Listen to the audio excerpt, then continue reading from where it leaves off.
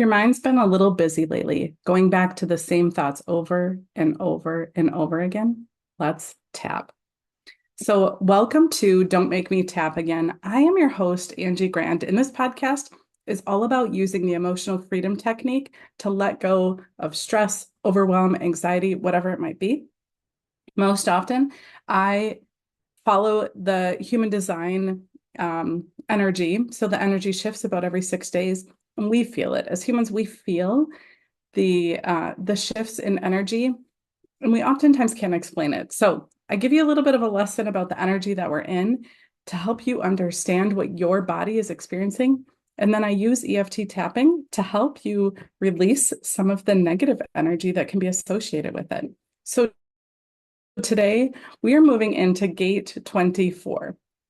Gate 24 is called the gate of return through traditional human design, the gate of blessings through quantum human design. It's also referred to as the gate of rationalization. And I know this one so well because it's part of my incarnation cross or my life's work. It's one of my most important gates or energies in my chart, which actually means that we're about 6 months away from my birthday.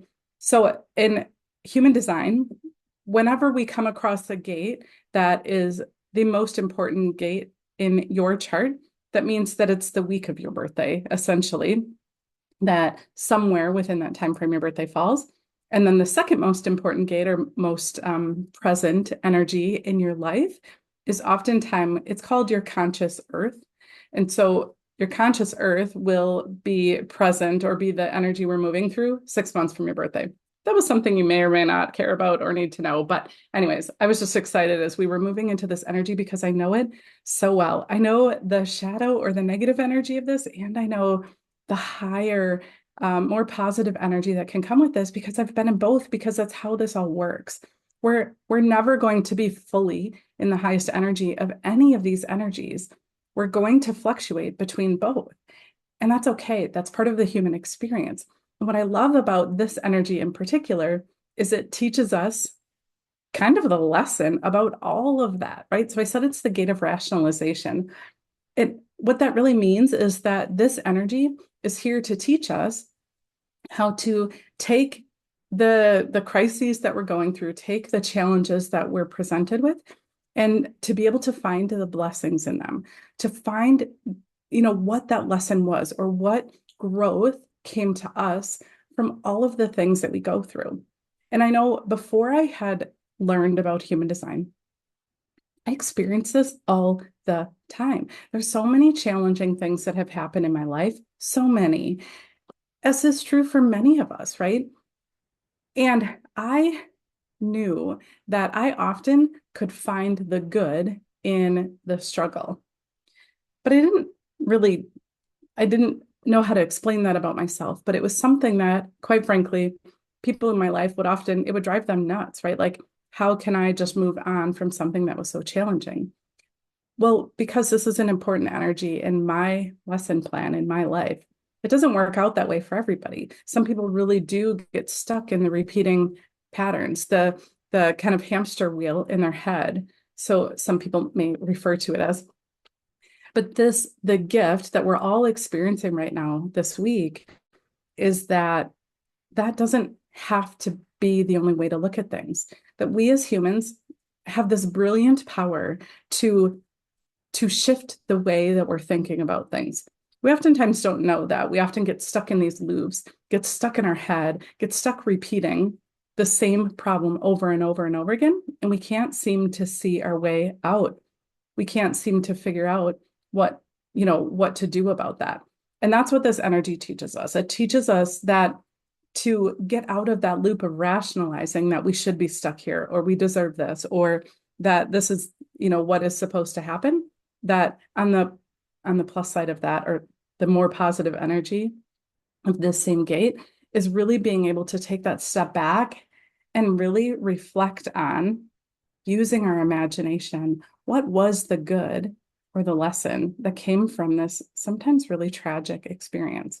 Now, of course, I don't recommend that you do this while you're in the midst of a trauma. This isn't about glossing over or making small of things that you've gone through, but it is after you've gone through the emotional waves that you need to go through, this energy really does teach us to take our experiences and really catalyze them into something more empowering, something powerful. So that's what I want to tap on today is this idea of not getting stuck in loops in your head, not replaying the same conversation over and over and over again, not trying to figure things out necessarily, and really getting out of that mental loop to calm those loops, to calm your mind so that you can let go of some of that pressure to figure everything out and find stillness and find peace in whatever's going on around you. So let's just jump right into it. Before we jump into the tapping, I really encourage you to take an inventory of yourself.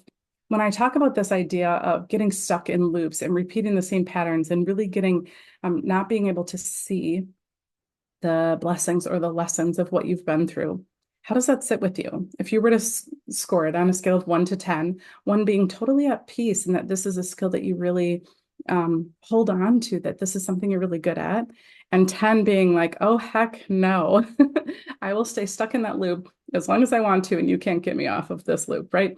Where do you fall on that scale for yourself? Because we all fall in different places at different times in different circumstances.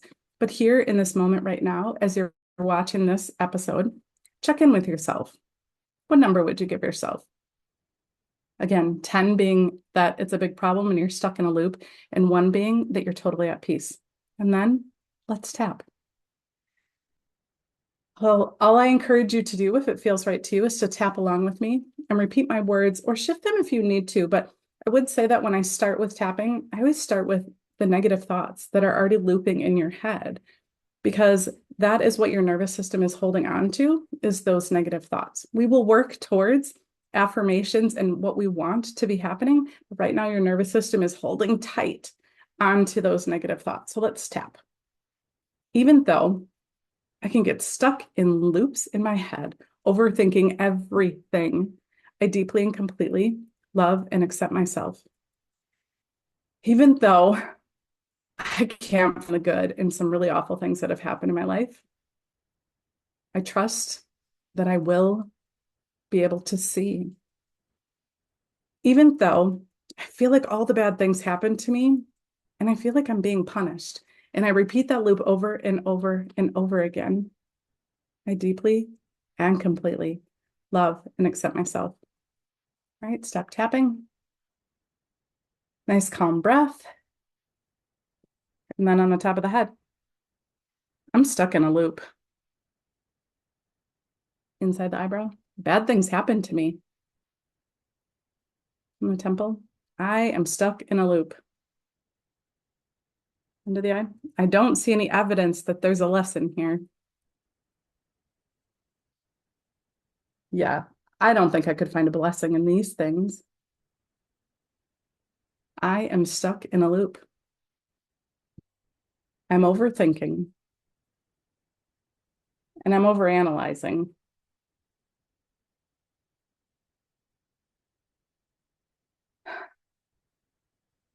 Now we're going to talk about the patterns that might be present in your life. I always overthink everything. And I get stuck in negative loops.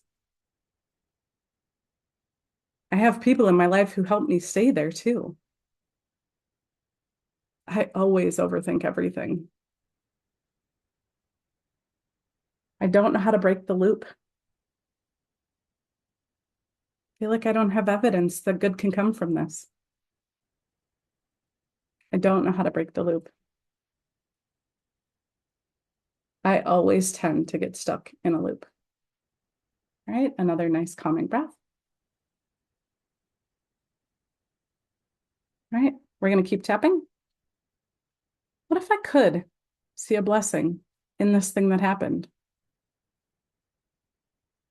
How would that feel in my body? Can I create safety in my body while I let go of my story? Can I create peace in my body while I let go of this negativity? I can create some safety in my body while I'm trying to break this loop of negative thoughts, while I'm trying to break rationalizing. I can let go. All right, stop tapping. Take another nice, calming breath.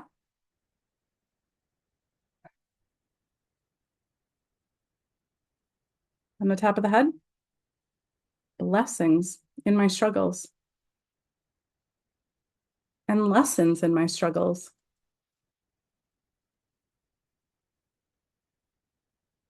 I feel safe, safe in my body,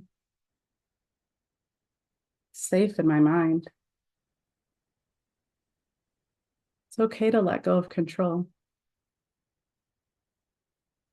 It's okay to hop out of that hamster wheel. It's okay to let go.